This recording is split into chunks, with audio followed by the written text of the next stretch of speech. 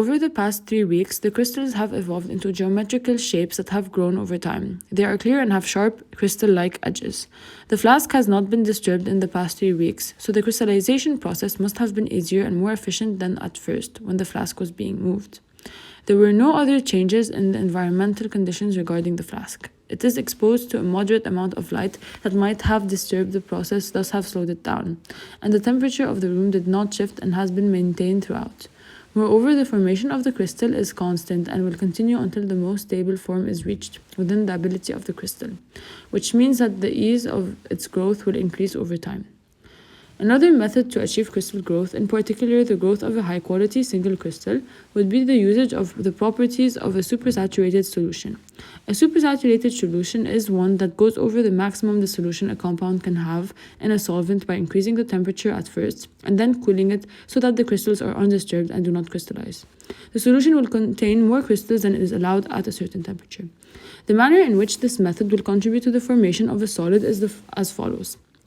Forming a supersaturated solution and then disturbing it will lead to the formation of a crystal at a localized point. After having formed the supersaturated solution and waited for it to warm up so that the crystals start forming, take the crystals that has grown the most and attach it to the string that will be hanging from a pen placed on the rim of the covered beaker containing the alum solution. This will lead to the formation of a single crystal. If the solution is not saturated, the crystal will dissolve in the solution. As for quality, there must be precautions taken in order for impurities to be removed from the solution, such as filtration and making sure that the glassware being used is very clean. This will contribute to the formation of a crystal with a sharp geometric structure. The result will be a tighter packing of the atoms of the alum crystal due to reduced impurities, and a larger surface area upon which the crystal can form will lead to an increase in the rate of the nucleation of the crystal, or the process by which dissolved particles cluster in a solution. This will lead to a faster reaction and more visible results over a shorter period of time, in contrast with the method we followed in the laboratory experiment we performed. One of the methods to identify a crystal is through despacing. The latter is the distance between the adjacent parallel planes of atoms within a crystal lattice. They can be identified through the method of X-ray diffraction. They are a way in which to quantify the geometrical structure of the crystal alum and how tightly packed it is. The X-ray's wavelength is within the range of the spacing between the planes of the atoms of the crystal.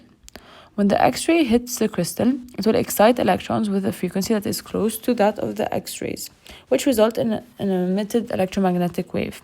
Most of the time, the interaction of the waves together in the crystal lead to destructive interference. However, there are instances when this does not happen, which leads to the emission of X-rays from the crystal in a direction that is different from the direction the incident beam was coming from. We can then use Bragg's law in order to find the wavelength of the electromagnetic wave, which corresponds to the despacing.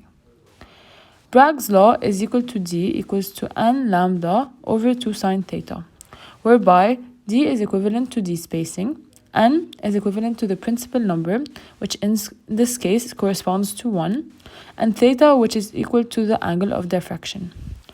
The alum graph that was provided is a representation of the intensity of the y-axis in counts against 2 theta in degrees on the x-axis.